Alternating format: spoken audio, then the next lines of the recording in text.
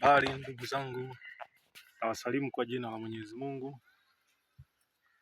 Mbele yenu mnaona hapa ni uyoga ambao unaota katika mti kama unavyoona hapa. Uyoga huu una faida kubwa sana, uyoga kwenye mti, ambapo utasema kwamba uyoga sifahamu ulikotoka, na ndivyo ndugu yangu alivyopotea na sifahamu alikokwenda. Kama alikokwenda ni salama au sio salama.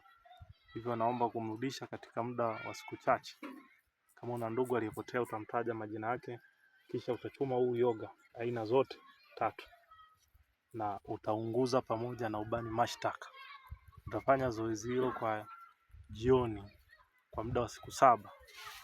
Hapo ndugu yako lazima atapatikana, kama yuko hai au amekufa. Inshallah, naomba tulizike kwa hilo.